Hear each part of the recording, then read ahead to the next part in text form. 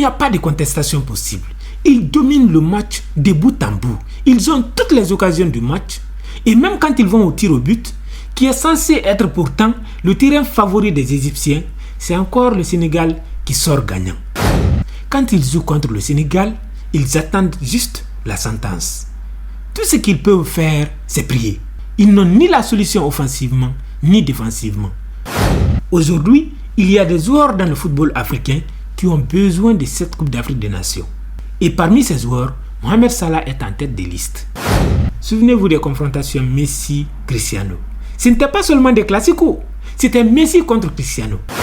Aujourd'hui, indéniablement, Sadio Mané a été l'homme du match.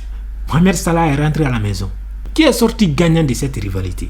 Bien évidemment Sadio Mané. Il a fait aujourd'hui asseoir sa légende dans le football africain.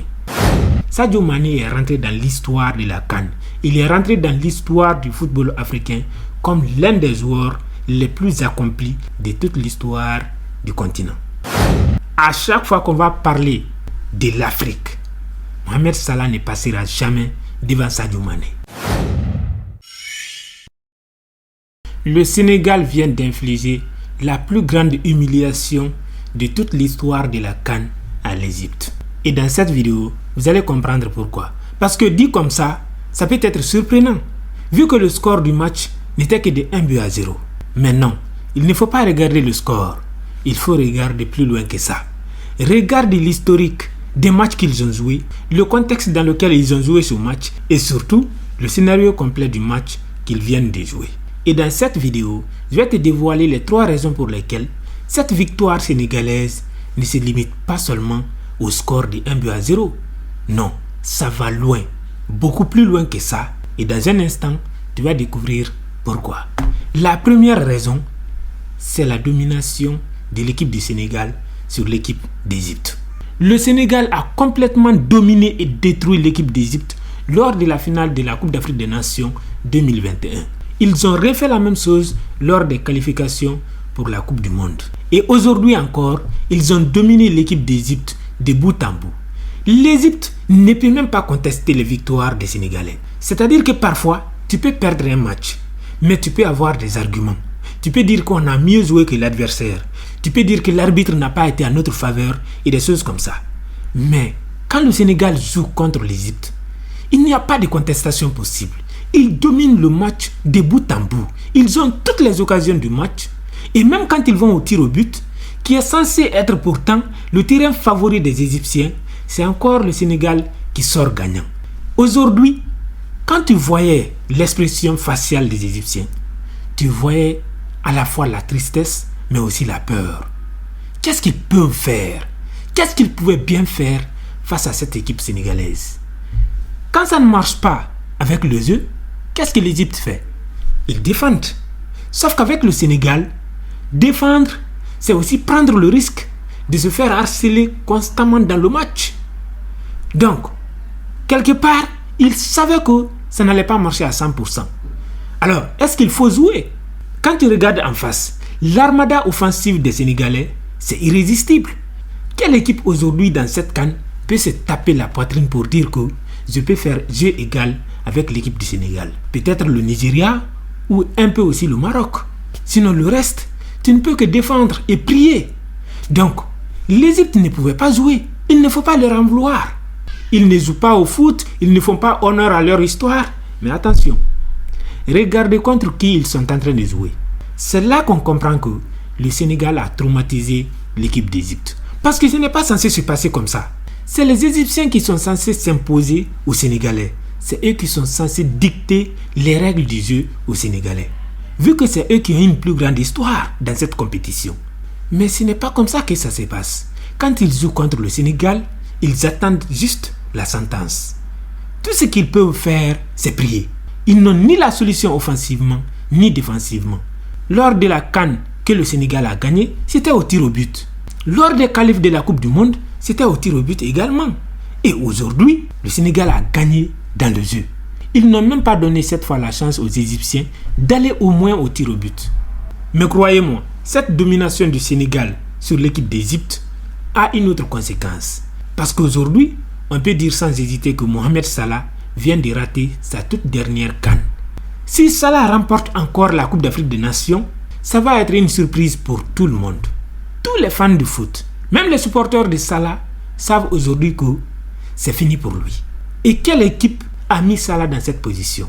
L'équipe de Sadio Mané. Vous imaginez? Même si l'Égypte est le seul pays africain à avoir remporté 3 CAN de suite, il n'avait jamais eu auparavant un joueur comme Mohamed Salah. Aujourd'hui, ils vont voir Mohamed Salah prendre sa retraite internationale sans avoir pris le moindre trophée avec son équipe nationale. Ça fait mal. Mettez-vous à la place des Égyptiens. La star absolue de votre pays, l'icône du pays, le joueur qui incarne le mieux l'excellence du football de votre pays, finit sa carrière sans remporter un seul trophée. C'est tellement important un trophée international dans la carrière d'un joueur. Regardez Lionel Messi. Il était déjà l'icône absolue du football mondial, le meilleur joueur de toute l'histoire du football. Mais la carrière de Messi était incomplète. À quel moment Messi a été comblé? C'est lorsqu'il a remporté la Copa América avec son pays. La plupart des gens pensent que c'est la Coupe du Monde qui a changé Messi. C'est la Coupe du Monde qui a comblé la carrière de Messi. Mais non, c'était d'abord la Copa América parce que c'est le premier trophée que Messi a remporté avec l'Argentine. Allez regarder les interviews de Messi. Il a remercié Di Maria d'avoir marqué le but de la victoire de l'Argentine contre le Brésil en Copa América. Bien évidemment, la Coupe du Monde, c'était aussi la bienvenue pour Messi. Mais avant la Coupe du Monde, Messi était déjà au niveau où il voulait être, l'icône de son pays. Mohamed Salah aujourd'hui, c'est l'icône du football mondial. C'est une star du football africain. Il fait indéniablement partie des meilleurs joueurs de tous les temps sur le plan africain.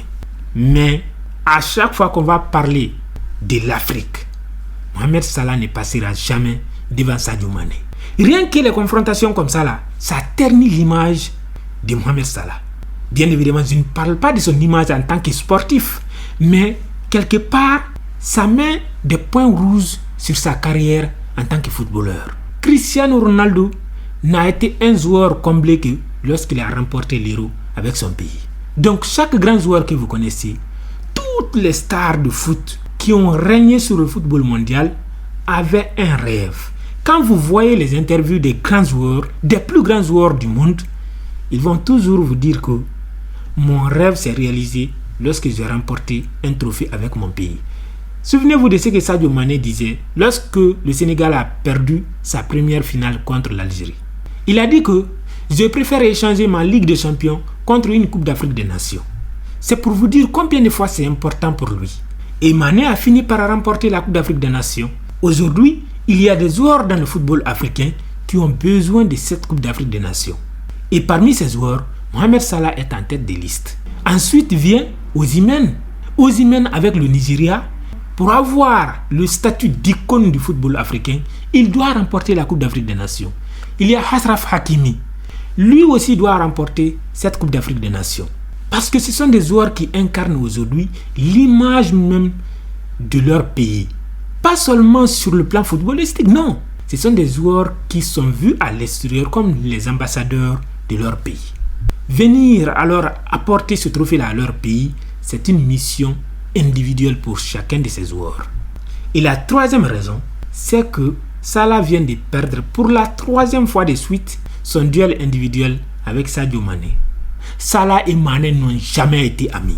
Salah et Mané ont toujours été des ennemis, des concurrents. Même quand ils jouaient ensemble, chacun voulait gagner. Chacun voulait avoir la lumière. Chacun voulait être porté en triomphe. Chacun voulait être la star, l'unique star de l'équipe.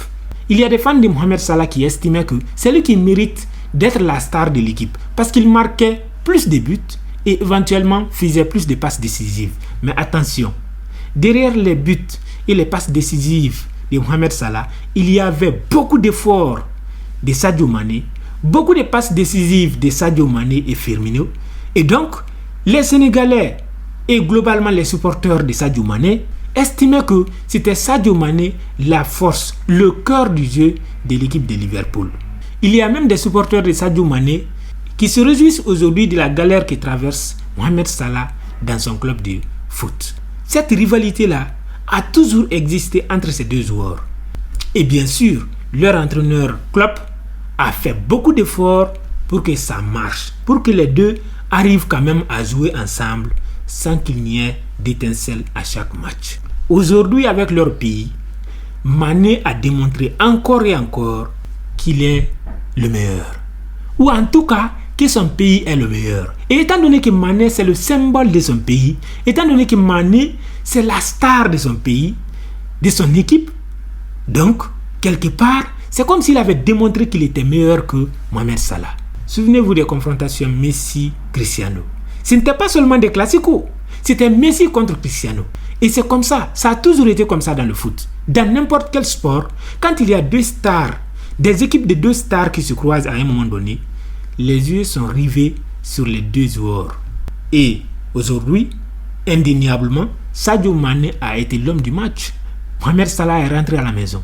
Qui est sorti gagnant de cette rivalité? Bien évidemment, Sadio Mané. Il a fait aujourd'hui asseoir sa légende dans le football africain. Je ne sais pas ce qui va se passer à la finale, mais une chose est sûre. Aujourd'hui, Sadio Mané est rentré dans l'histoire de la CAN.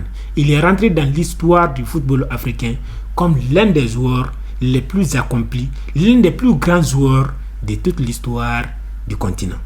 Mais ça, bien sûr, ce n'est que mon avis. Mettez les vôtres dans les commentaires. Pensez-vous qu'il y a encore un rebondissement miracle qui verra Mohamed Salah triompher à la CAN? J'attends vos avis dans les commentaires. Est-ce que vous pensez qu'aujourd'hui, la victoire du Sénégal et surtout de Sadio Mané sur Mohamed Salah scelle complètement la rivalité entre ces deux joueurs? J'attends vos avis dans les commentaires. N'oubliez pas de vous abonner à cette chaîne, de liker cette vidéo si vous l'avez aimée et surtout de partager à vos amis.